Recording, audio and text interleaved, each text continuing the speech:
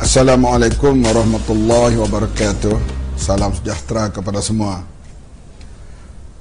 Kebelakangan ini banyaklah menerima pujian daripada orang ramai, kritikan daripada orang ramai, persoalan, pertanyaan, komen. Ada juga yang memfitnah. Semuanya itu Bamak menganggap adalah perkara biasa. Seorang itu cebur dalam bidang parti siasah, tetapi perkara-perkara yang berunsur fitnah itu saya tidaklah ingin mau melayan. Bamak tidak mau menjawab hal itu. Tapi sebarang kritikan, pandangan yang berlainan itu amat dialu-alukan. Hari ini saya ingin menjawab beberapa persoalan ditimbulkan oleh saudara atau adik-adik atau kawan atau lawan. Semoga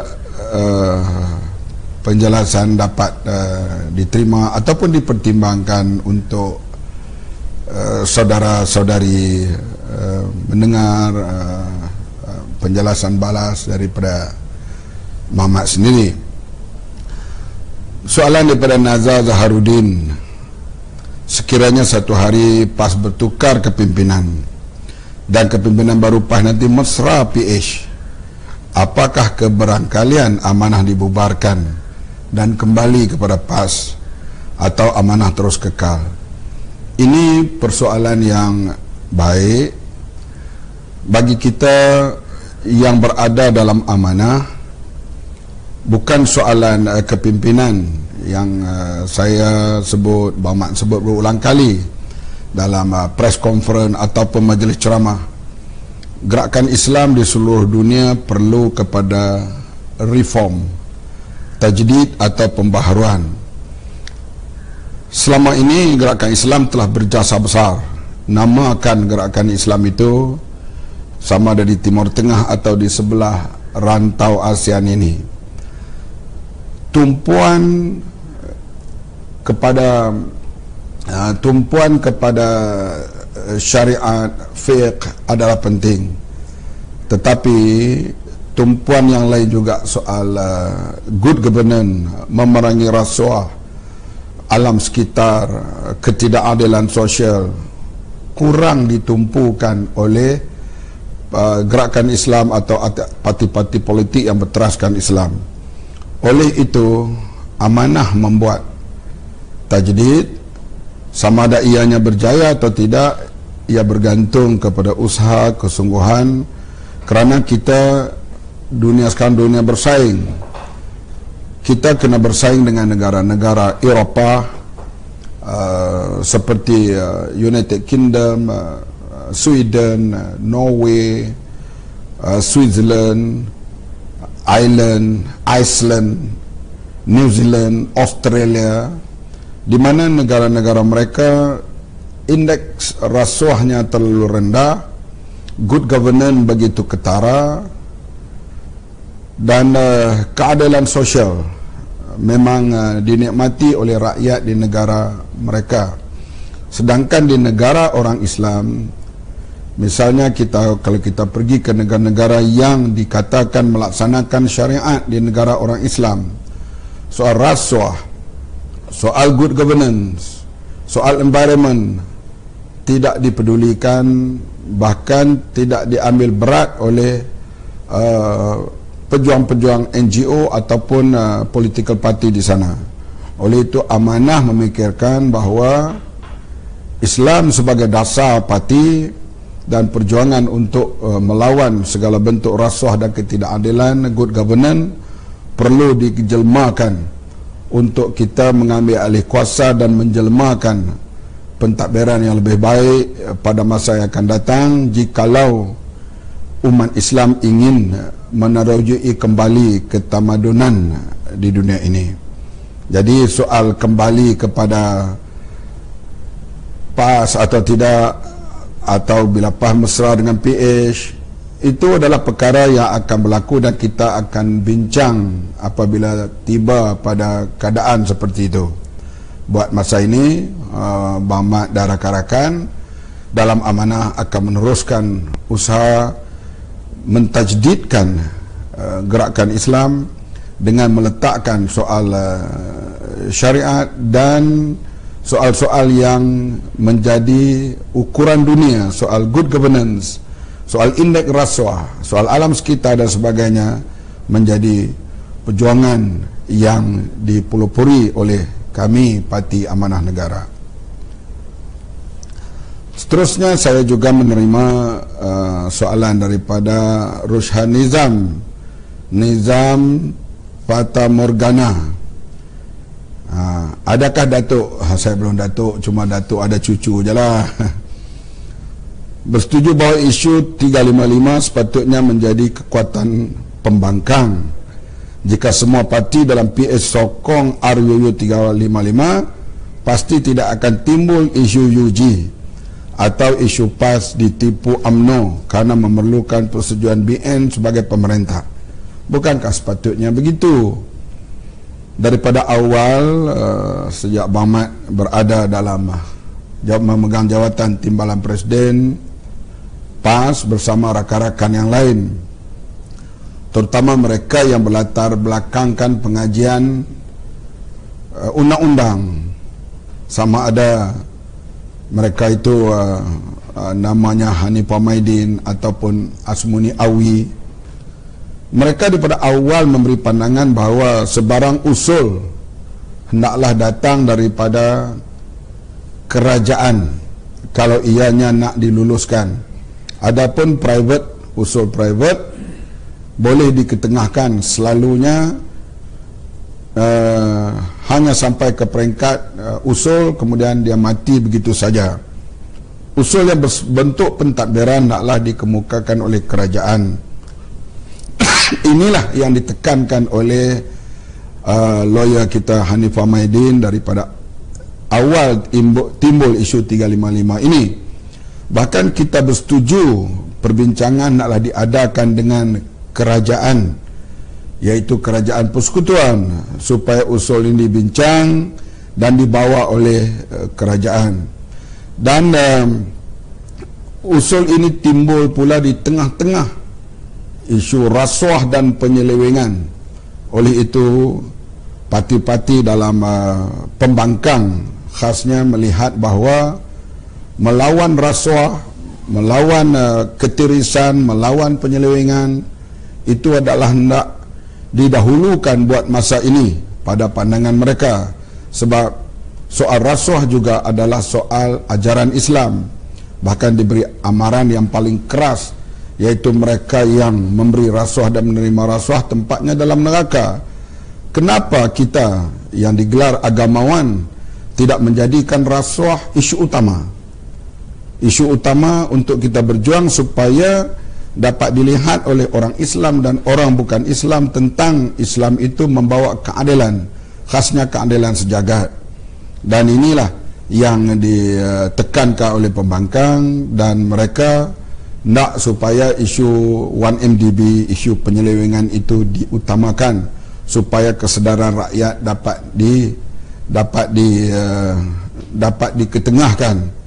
Soal memperbaiki pentadbiran untuk mengurus agama Islam, mengurus rakyat dan sebagainya, syariat itu perlu diketengahkan dari masa ke semasa dengan saluran yang betul, iaitu mereka yang berkuasa hendaklah didesak untuk membuat perubahan, dan perbincangan hendaklah bersifat terbuka dengan parti-parti politik, pemerintah, pembangkang dan juga NGO. Itulah pandangan saya dalam hal ini. Apakah Muhammad Amirul Adli ingin bertanya pada Bang Mat, apakah target amanah dan pelihara akan datang? Apakah amanah melihat kerjasama antara DAP dan amanah ini akan membawa keberuntungan untuk Islam? Yes, dia akan beruntung kepada Islam dan perjuangan Islam. Saya sebut tadi bahawa kita, kalau kita sebut sekarang ini negara orang Islam, maka ketidakadilan penuh di negara orang bukan Islam, di negara orang Islam. Kita ambil contoh sekarang ini, negara-negara orang Islam menjadi pengekspor pelarian yang disebut negara penindas. Kalau kita baca laman-laman web ataupun bloggers yang menulis mengecam Islam begitu dahsyat sekarang ini, termasuk mereka daripada orang Islam sendiri dan orang bukan Islam. Islam agama peperangan, Islam agama yang mengizinkan membunuh kanak-kanak dan wanita, Islam mengizinkan untuk memusnahkan rumah-rumah ibadat termasuk masjid-masjid orang Islam sendiri, dan juga mengebom dan memusnah rumah-rumah ibadat orang bukan Islam. Gambaran ini berlaku karena ianya berlaku di dunia Islam. Pengeboman masjid dan gereja berlaku di Iraq, berlaku di Syria, pemusnahan terhadap tempat-tempat sejarah. Ini gambaran yang diperlihatkan di dunia Islam. Dan berlaku ketidakadilan, gap, jurang kaya miskin yang begitu ketara di dunia Islam. Sedangkan ajaran Islam, ajaran yang cukup hebat, ajaran yang meletakkan bahawa membantu orang miskin, membela anak yatim, satu perkara yang diwartakan dalam Al-Quran. Selalu kita membaca ayat Bismillahirrahmanirrahim, ara'aital ladzi yukadzibu bid-din fadzalikal ladzi yad'ul yatim wa la yahuddu ala ta'amil miskin. Al-ayah. Bagaimana ayat keadilan sosial ini dalam agama Islam, tetapi amalannya tidak berlaku di dunia Islam. Rich and poor begitu ketara di Kahirah, rich and poor begitu ketara berlaku di Karachi, Islamabad, Lahore dan sebagainya. Rich and poor berlaku begitu ketara di Jakarta dan sebagainya. Walaupun sekarang ini timbul kebangkitan, kesedaran Islam yang begitu ketara soal good governance, soal melebarkan khazanah negara kepada rakyat awam sedang diperjuangkan. Oleh itu, bagi saya, DAP di antaranya mereka berjuang untuk keadilan sosial. Oleh itu tidak ada masalah bagi Amanah untuk bekerjasama dengan DAP jikalau mereka terus seperti sekarang menunjukkan soal keadilan sosial, melawan rasuah, good governance, maka perkara-perkara itu tak ada rugi langsung bagi Amanah untuk bekerjasama dengan DAP. Saya tidak tahu adik ataupun saudara Ramdan Jamari, saya yakin ini semua anak-anak muda. Tuan, saya nak bertanya dengan tuduhan yang dimainkan oleh Walaun PAS. Saya pun tidak tahu mana datang perkataan Walaun PAS ini. Tuan ada mengamalkan ataupun mengikut Syiah, apakah ini benar? Sebab saya tak berjumpa sebarang penafian daripada pihak Tuan. Mohon penjelasan. Tuduhan ini telah berlegar lebih daripada 30 tahun yang dulu. Sejak saya menawarkan diri bertanding sebagai ketua pemuda PAS, maka inilah isu dimainkan. Kemudian selepas itu saya bertanding dalam jawatan kuasa PAS Pusat, inilah isu berlegar juga dimainkan. Kemudian saya menang sebagai naib presiden, inilah isu dimainkan. Dan kemudian saya juga diberi amanah oleh ahli-ahli muktamar sebagai timbalan presiden sebanyak 2 kali, inilah juga isu dimainkan. Bagi saya ini adalah permainan biasa, terutama menjelang muktamar dan menjelang pilihan raya. Tapi saya terus komit untuk terus bekerja bersama-sama untuk menegakkan amar ma'ruf nahi mungkar, terutama di sudut keadilan sosial yang kita nampak di dunia Islam begitu ketara. Soal bila kita bercakap soal keadilan sosial ini, setengah orang menggelarkan kita komunis. Saya juga dituduh komunis begitu hebat, terutama bila saya cuba mengutarakan, meletakkan Man Indra sebagai seorang pejuang kemerdekaan yang terlibat dalam peristiwa Bukit Kepong. ancaman yang mengatakan saya komunis itu begitu ketara sekali. Jadi tuduhan komunis, tuduhan Syiah itu adalah laluan yang saya terpaksa lalui. Walau bagaimanapun ia tidak menjejaskan kerja-kerja saya kepada masyarakat, kepada parti dan kepada ummah dan kepada rakyat Malaysia. Dan sekarang saya diamanahkan sebagai Presiden Parti Amanah dalam melalui tuduhan-tuduhan seperti itu. Bagi Bang Mat, tuduhan ini adalah asam garam yang kita lalui. Yang pentingnya kita terus bekerja dan beramal, bukan berteori kemudian kita buat tuduhan orang itu dan orang ini, tapi kita nak terus bekerja dan berada di tengah-tengah masyarakat. Itu yang lebih penting bagi Bang Mat. Ada lagi, adakah Marcel Zack, dia tanya, adakah berpendapat PAH adalah sekutu UMNO? Apakah alasannya? Karena kami melihat PAH hanya bersama UMNO adalah isu yang memerlukan platform kerajaan sahaja, seperti RUU 355, Flotilla, Rohingya. Tuduhan atau sangkaan ini pihak PAS lah kena jawab sendiri. Kerana baru-baru ini Presiden mereka mengatakan dalam pilihan raya boleh mengundi PAS atau mengundi UMNO. Kalau saya berceramah, saya kata pilihan akan datang hanya mengundi Pakatan Harapan. Sebab saya yakin bahawa Amanah bersama dengan Keadilan, bersama dengan DAP, bersama dengan Bersatu, inilah saya nak tanamkan keyakinan kepada rakyat supaya mengundi Pakatan Harapan. Kenapa? Ada pula Timbalan Masyurun Am mengatakan jangan jatuhkan kerajaan sekular nasionalis yang akan digantikan dengan sekular sosialis. Apa maksud ini? Ucapan-ucapan inilah yang menyebabkan rakyat melihat, kami melihat macam ada kerjasama. Artinya kalau tak mau uni PAS, uni UMNO. Maka ini satu kenyataan yang boleh kita meletakkan bahawa berlaku persepahaman ataupun bersekutu. Tak ada pula misalnya kalau tak mau uni PAS, uni Amanah. Itu lainlah bunyinya. Tapi tak mau uni PAS, uni UMNO. Kenapa ayat seperti itu keluar daripada pimpinan tertinggi?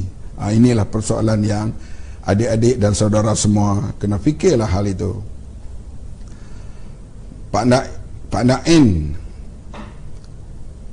masa dalam PAH dulu Tuan Presiden pernah bercakap kalau saya kalah dan tubuh parti baru, tuan-tuan jangan ikut saya sebab masa itu saya dah tak betul. Adakah sekarang Tuan Presiden dah tak betul? Mohon pencerahan dengan kadar segera dari Tuan. Memanglah saya bukanlah kerana kalah, saya kalah beberapa kali dalam parti. Kalau anak-anak muda lah yang berada dalam parti PAS sekarang ini, saya pertama kali bertanding sebagai ketua pemuda kalah. Kemudian bertanding jawatan kuasa PAS Pusat kali yang kedua baru menang. Begitu juga bertanding naik presiden kali yang ketiga baru menang. Timbalan presiden pun begitu juga, kali yang ketiga baru mencapai kemenangan. Bila kalah tidaklah saya meninggalkan parti walaupun ada gamitan daripada parti-parti lain dengan kalau kita pergi itu barangkali untuk kehidupan lebih selesa. Tetapi kita melihat perubahan mutaakhir ini, terutama munculnya pahaman-pahaman yang membawa kepada bahaya kepada parti Islam, bahaya kepada keselamatan awam, bahaya kepada Malaysia secara umum dan bahaya kepada dunia, iaitu pahaman takfiri yang mula melanda parti yang kita lihat bila orang itu tidak sependapat digelarkan ini lawyer liberal, ini munafik haraki. Bahkan ada perkataan-perkataan yang mengatakan orang ini perlu dihapuskan. Saya nampak tren ini tidak cuba diperbaiki oleh mereka yang disebut ilmuwan, khasnya di kalangan majlis syura ulama atau pemimpin tertinggi, maka ianya semakin merebak. Pahaman ini berbahaya kalau kita tidak cuba memperbaikinya. Nak memperbaiki melalui parti nampaknya amat sukar, maka rakan-rakan daripada PAS berkumpul di Johor, mereka berbincang. Waktu itu saya tak ada. Lepas muktamar tahun 85 saya keluar negara. Kalau tak silap saya hampir 10 hari saya balik, rupanya telah berlaku pertemuan-pertemuan. Mereka kata perlu kepada wadah baru melihat perubahan yang berlaku pada PAS itu sendiri. Jangan lupa, pahaman takfiri ini bukan soal mazhab. Ianya berlaku pertelingkahan yang membawa kepada halalnya darah kumpulan penentang. Ianya berlaku di Afghanistan sesama kumpulan mujahidin dan Taliban, berlaku di Iraq antara sama-sama badan Islam dan ada yang sama mazhab, ada berlainan mazhab, berlaku di Syria, berlaku di Somalia begitu lama, sedangkan di Somalia tidak ada perbezaan mazhab, berlaku di Yaman, berlaku di Libya, berlaku di Pakistan.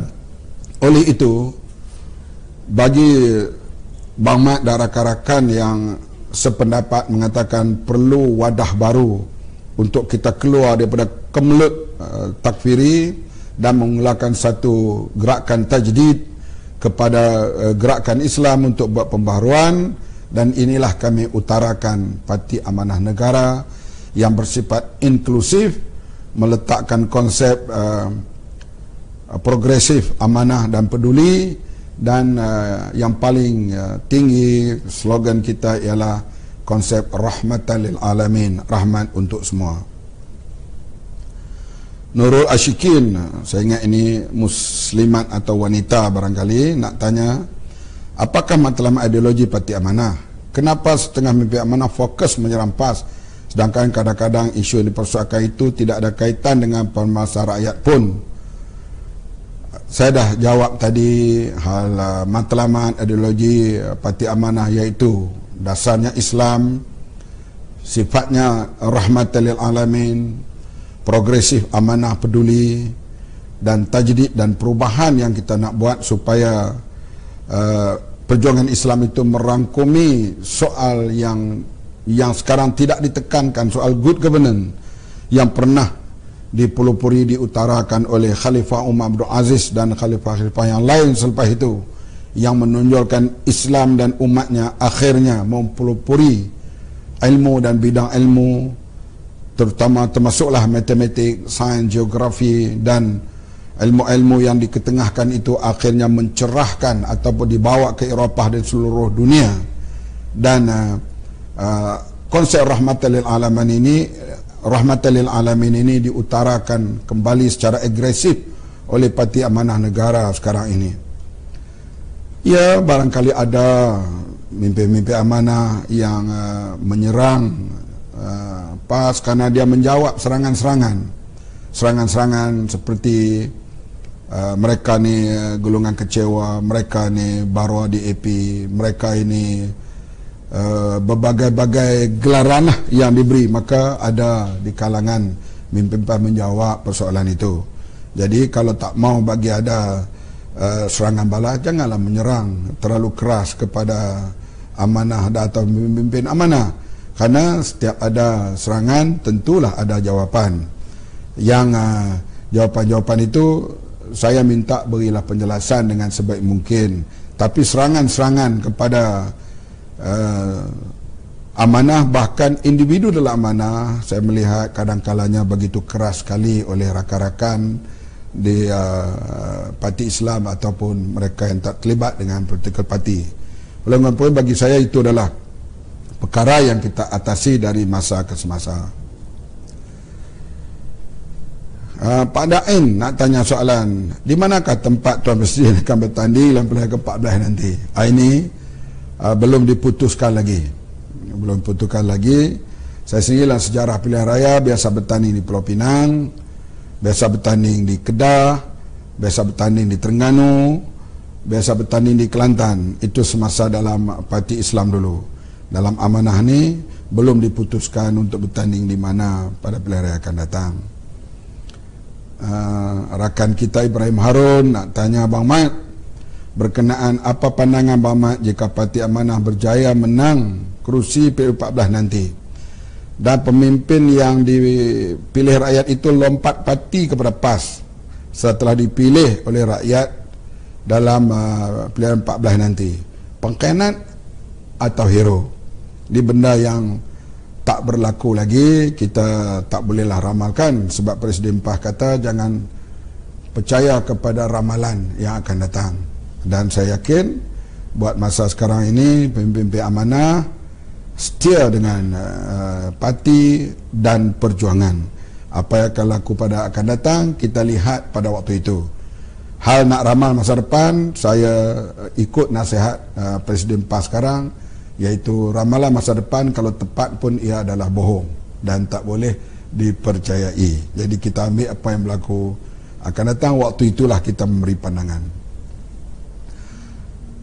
Farid Syam sepatutnya PAN ini dia kritik Parti Amanat Nasional di Indonesia. Kami adalah Parti Amanah Negara. Sebab itu soalan ini sepatutnya saya tak perlu jawab, yang kena jawab Amin Rais. Jadi Farid Syam sepatutnya PAN tak payah tubuh, walaupun dah tak sokong PAS, cuma sertai parti-parti yang ada dalam seperti PK atau DAP. Sebab apa tubuh parti baru kalau prinsip kamu sama?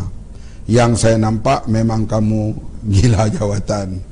Itu tak apalah, itu adalah pandangan saudara. Tapi kami, soalan ini saya tak perlu jawab lah kerana dia mengkritik Parti Amin Rais. Kalau dia kritik amanah, saya akan jawab. Syed Ahmad Fatih, siapakah Ketua Pakatan Harapan? Siapa calon Perdana Menteri? Ini kita bincang dari masa ke semasa. Calon Perdana Menteri boleh diputuskan dua cara. Satu, kita namakan sebelum pilihan raya, ataupun kita namakan selepas keputusan pilihan raya.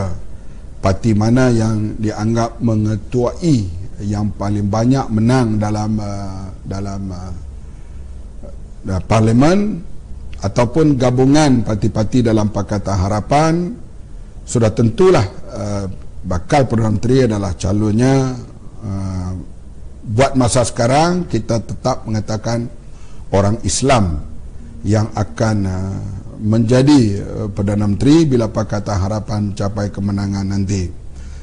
Calon yang kita akan tentukan, dan sekarang ini diwar-warkan banyak orang yang berkeupayaan. Disebut Datuk Seri Anwar Ibrahim, disebut Datuk Seri Wan Azizah, disebut juga Mahyudin Yassin, dan disebut beberapa nama yang lain. Semuanya itu boleh dipertimbangkan. Yang pentingnya kita kena menang dan pilihan akan datang, dan saya yakin penuh pilihan akan datang. Pakatan Harapan akan cukup jumlah kursi untuk membentuk kerajaan. Jadi saudara Syed Ahmad Fatih, tolonglah war-warkan bahawa Pakatan Harapan akan mengambil alih pentadbiran Malaysia selepas pilihan raya yang ke-14 nanti. Sapi Musapi bertanya, mengapa Tuan Tergamak memerangi PAS setelah hampir setengah abad berjuang menaikkan sebagai sebuah parti Islam, meninggalkan PAS dan menubuhkan amanah? Bukankah pengkhianat? Saya dah jawab tadi, iaitu kita tubuh ini berdasarkan perlu kepada satu pembaharuan, yang pembaharuan ini tidak boleh berjaya dibuat melalui parti PAS kerana ada unsur-unsur yang negatif yang tidak tumpu kepada soal good governance, soal memerangi rasuah keadilan sosial tak menjadi tumpuan. Maka inilah yang kita tubuh amanah. Kita melawan Barisan Nasional pemerintah. Cuma kadang-kalanya kenapa parti pembangkang seperti PAS juga turut menyerang kami begitu hebat, sedangkan kami nak lawan Barisan Nasional. Inilah yang soal nak tuduh pengkhianat, nak tuduh penyeleweng, itu biasalah, kami akan hadap perkara seperti itu. Tapi siapa yang memaki siapa, ceklah dalam laman web. Bahmat sendiri apabila ribut melanda muktamar PAS di halaman perniagaan, Bahmat penuh simpati mengeluarkan kenyataan ini adalah satu malapetaka yang boleh berlaku di mana-mana dan kepada siapa saja, dan kita hulurkan salam simpati kepada mereka yang terlibat, yang cedera, yang rugi dalam perniagaan. Bukan soal parti mana, kumpulan mana yang berkumpul pada hari itu.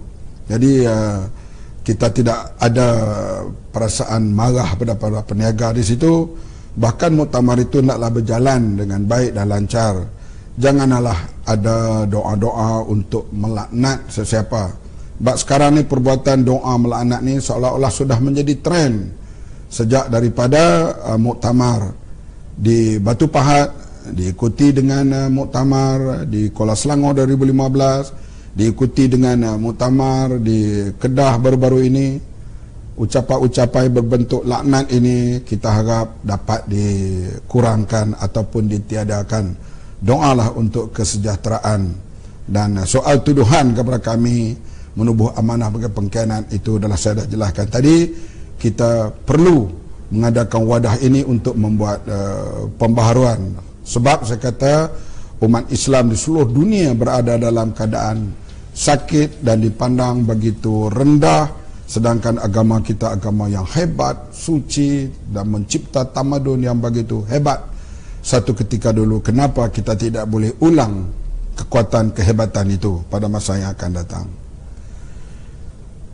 Syed Zafar, Syed Ahmad kepada Bahmat keluar PAS tubuh PAN setelah kalah bertanding. Juga saya tak menjawab sebab PAN adalah Parti Amanat Nasional. Itu minta Amin Rais lah menjawab daripada Indonesia. Daripada Azman, apakah pendekatan dilakukan oleh Parti Amanah untuk meredakan tegangan dengan PAS yang sering serang menyerang antara satu sama lain? Kita semua adalah bersatu tenaga melawan rasuah. Sekarang melawan rasuah, memerangi rasuah, yang melakukannya ialah yang paling hebat, bukan tak ada orang lain, tapi yang paling hebat daripada kerajaan Barisan Nasional. Jelas kita kena lawan Barisan Nasional. Jadi kalaulah dilihat PAS itu nak berkawan dengan Barisan Nasional bersama dengan berbagai program dalam Parlimen, orang angkat soal 1MDB, mana 2.6 bilion, ahli Parlimen PAS berdiam diri tidak melawan Barisan Nasional. Maka bagaimana kita nak bersatu untuk melawan kemungkaran ini? Saya katakan tadi soal rasuah dan good governance memang menjadi perjuangan utama Parti Amanah. Barang siapa bersama kami dalam hal ini, kami akan bersama. Barang siapa tidak bersama, maka jadilah sikit perbezaan dalam hal approach parti-parti politik di Malaysia ini. Amanah menjadikan soal rasuah dilakukan oleh siapapun, walaupun dilakukan oleh parti kawan. Kita tidak akan membela segala bentuk rasuah dan penyelewengan dilakukan oleh sesiapa. Habis. Jadi saya ucap sekali lagi terima kasih kepada semua mereka yang bertanya, mengkritik, memberi pandangan. Cuma saya nak sebutkan di sini, iaitu sebarang bentuk fitnah saya tak akan layan, tapi sebarang bentuk kritik kita amat alu-alukan. Yang kritik kita jawab lebih awal daripada yang memuji. Yang memuji itu cukuplah kita untuk syok sendiri, ataupun kadang-kadang boleh bersifat ujub kalau orang memuji kita. Tapi mengkritik, memberi pandangan yang lain kepada kita, itu adalah perkara yang baik dan kita alu-alukan pandangan-pandangan seperti itu. Terima kasih kepada semua yang bertanya.